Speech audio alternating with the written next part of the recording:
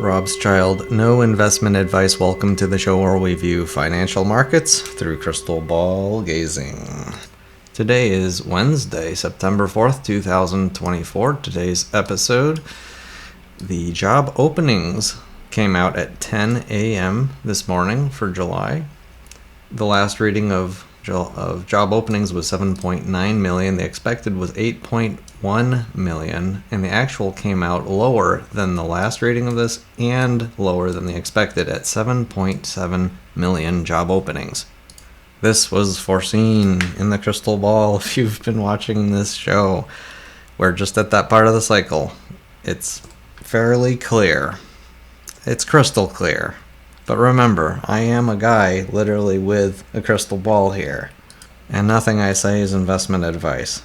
We have more data coming out tomorrow on Thursday, but the really big one is on Friday, the big jobs report. Unemployment rate, again, the last reading of this last month was 4.3%, moving higher at a pace that triggered something called the SOM rule, saying that unemployment is rising at an unsustainable pace, suggesting that we are already in a recession right now.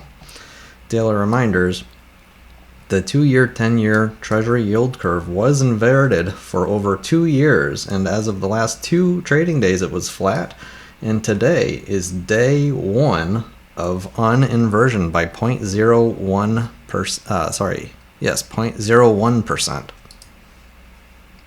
And we already mentioned the SOM rule, and I added another daily reminder today, suggesting the crystal ball reading with everything, all the stars aligning with the September effect, with October VIX futures term structure highly elevated, with the first rate cut coming this month.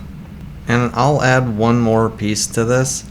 There are probably more people more educated about how these cycles and how this stuff works, I think, than maybe any other time in history. There's just so much good information out there. It seems like everyone is aware, at least, of the yield curve inversion and how it plays out going into a recession. I could be wrong. Mr. Market is losing his mind. I mean, it seems like the majority of retail investors are still going to get the rug pulled from under them. But my point here is that there are numerous people that rightfully think that the market crash may not start for another month or 2 or 3. It could even be a little longer than that. One piece I'm going to add to this is, if the guy with a crystal ball is aware and has access to all of this information and technology and charts and the tens and hundreds of thousands of views on other people's videos discussing this stuff, this is like more common knowledge, I think, than it's ever been before. And so I think that this is going to trigger quicker, faster, sooner than anyone else expects. I'm thinking this Friday, I'm thinking the next few weeks are going to really blow up markets, and that's why, again, my crystal ball rating says market crash imminent right now. So to repeat, the 2-year, 10-year, the 2-year is now yielding 3.76, while the 10-year is 3.77. This is officially the first day in over 2 years when we've gone uninverted between the 2 and 10-year. Again, it's never happened. We've never had inversion this long before, uninterrupted. This suggests that the recession or depression that's coming will be very severe. Again, crystal ball, no advice. The S&P 500 is sitting on a massive valuation, highly overvalued to what it normally is. We're at a PE ratio of 28 now. It was 29 when it was up here, and we're at 28. This is the S&P 500. I have been talking about this head and shoulders pattern playing out, and so far it is still playing out like clockwork. And I expect this to continue down to the neckline, breaking the neckline, and being actually kind of a longer term top, maybe even for as long as a year or two, maybe even longer. I think that the unemployment report coming out Friday is going to be the big trigger. I think that the jobs numbers are going to be much weaker than everyone is expecting, and I'm expecting a huge spike of volatility specifically on Friday. I bought myself some call options on UVXY to take advantage of that if it plays out the way I see in my crystal ball.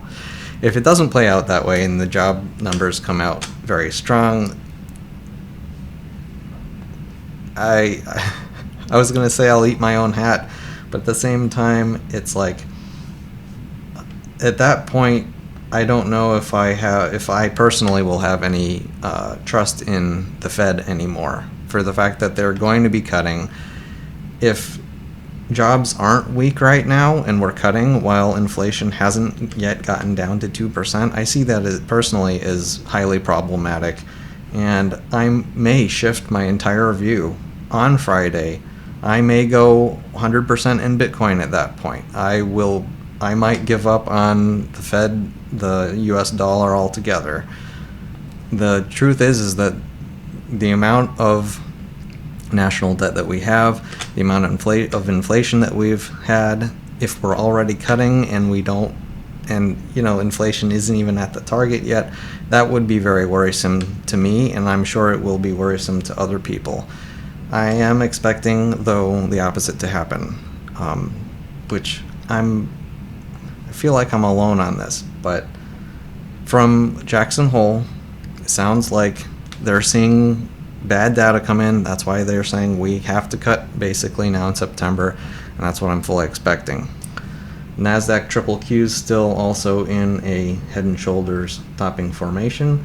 I am fully expecting this to roll over here, break the neckline, and head much lower. Obviously, exactly the same thing happening in SMH, the semiconductor ETF.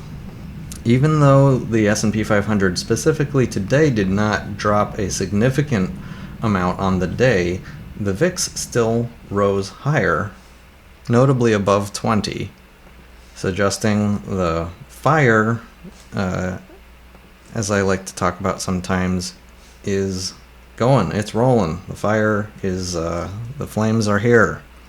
We see them. The market's on fire. And the VIX futures term structure is expecting the fire to get worse through October, as I am as well. This is partly due to seasonality, but I think to add to the fire is the fact that, like I mentioned, I'm not alone in expecting major weakness here. It's just that part of the cycle. If you've been following the show, you know that I have about 55% in leveraged versions of TLT, basically ZRO, ZTMF, and calls on TLT, calls on TMF as well. And we had a very large move to the upside in TLT today.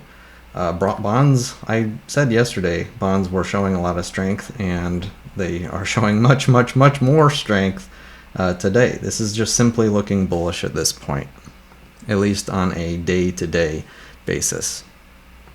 The upside-down version of bonds, treasury bonds, is the 30-year treasury yield I always like to take a look at, and yeah, it's falling here. This is falling with pretty decent momentum. This isn't the kind of thing that'll just bounce back up without a fight.